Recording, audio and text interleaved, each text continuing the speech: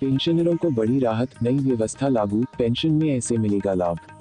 पर रिटायर्ड शिक्षा कर्मियों के ऊपर सरकार ने जो मापदंड तय किए हैं रिटायर्ड कर्मचारी के ऊपर कहर ढहाने से कम नहीं है। देखिए अंबुज तिवारी, राजनीतिक संपादक एवं सलाहकार संपादक बलराम पांडे की खास रिपोर्ट, मंगल भारत 24। मध्य प्रदेश के पेंशनरों के लिए राहत भरी खबर है। पेंशनरों के लिए नई व्यवस्था लागू हो गई है। मध्य प्रदेश में अस्वस्थ, अति वरिष्ठ पेंशनर्स और परिवार पेंशनरों की सहूलियत के लिए डिजिटल जीवन प्रमाण पत्र जमा करने की व्यवस्था लागू की गई है। वित्त विभाग ने सभी विभागों को उक्त व्यवस्था से अवगत कराया है। अब पोस्टमैन द्वारा बायोमेट्रिक डिवाइस से पेंशनर का सत्यापन करते हुए डिजिटल जीवन प्रमाण पत्र जनरेट कर जीवन प्रमाण पोर्टल पर अपडेट किया जा सकेगा।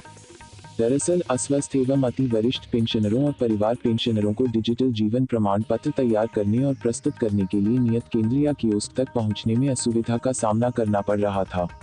इसे ध्यान में रखते हुए राज्य शासन के पेंशनर और परिवार पेंशनरों के लिए कार्मिक लोक शिकायत एवं पेंशन मंत्रालय भारत सरकार के निर्देश अनुरूप इंडियन पोस्ट पेमेंट बैंक द्वारा डिजिटल जीवन प्रमाण पत्र जमा करने के लिए डोर स्टेप सर्विस सेवा अतिरिक्त विकल्प के रूप में सशुल्क प्रारंभ करने का निर्णय लिया है।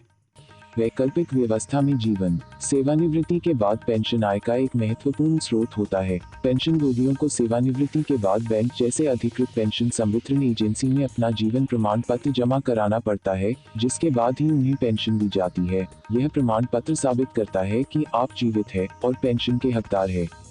परंतु इस सबके बावजूद प्रमुख मुद्दा यह है कि जो सेवानिवृत्त हो चुके शिक्षाकर्मी थे, रिटायरमेंट के बाद उनकी जो पेंशन बनाई गई है वह केवल नामात्र की है, जिससे उनका गुजर बसर रिटायरमेंट के बाद कैसे चलेगा इस ओर सरकार का ध्यान गया ही नहीं। जबकि सरकार को पता होना चाहिए कि रिटायरमेंट कर्मचारी जब मेहनत योग्य नहीं रह जाते, उनके शरीर में इतनी ताकत नहीं रह जाती, इसीलिए उन्हें रिटायरमेंट दे दी जाती है। लेकिन सेवानिवृत्त शिक्षक कर्मियों का ही पेंशन सरकार कम करके आखिर क्या जताना चाहती है। अब सवाल ये उठता है कि जिन शिक्षक कर्मियों को सरकार ने अन्य शिक्षक के बराबर ही मान्यता दी थी और उतना ही काम उनसे लिया जा रहा था, अब जब बात पेंशन की आई तो सरकार ने इस तरह का फैसला लेकर शिक्षा कर्मियों को टेंशन में डाल दिया है। एक सीधी बात है कि किसी एक व्यक्ति का मनरेगा में काम करने वाले मजदूर के वेतन के हिसाब से भी कम पेंशन प्रति माह में मिलेगा तो उसका गुजारा कैसे चल सकता है। उनसे जाकर पूछना चाहिए जो प्रतिदिन कम से कम 300 रुपये की मजदूरी के हिसाब से काम करते हैं, उनका घर चलने में दिक्कत आती है।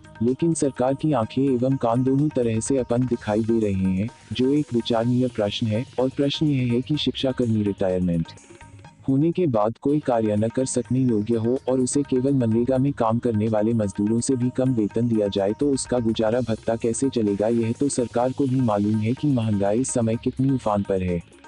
ऐसे में शिक्षाकर्मियों को इस डेय में लाना कहां तक न्याय संगत है। लेकिन आश्चर्य तो तब होता है जब सरकार बनानी होती है तो सभी उम्मीदवार नेता कई तरीके के प्रलोभन देते हैं, लेकिन आज शिक्षाकर्मियों के साथ जिस तरीके से सरकार ने अन्यायपूर्वक व्यवहार किया है, इसके लिए कोई भी नेता, विधायक, सांसद ने विधानसभा हो या लोकसभा में इस मुद्दे को उठाने का साहस तक नहीं किया। जब हमने रिटायर हुए शिक्षाकर्मियों से बात की तो उनका साफ साफ कहना है कि हमारी पेंशन उतनी की जाए जितनी अन्य लोगों की गई है। हमारी पेंशन तो लगता है मनरेगा में काम करने वाले मजदूरों से भी बदतर कर दी गई है। ऐसी हालत में तो हम काल के गाल में भी समा सकते हैं।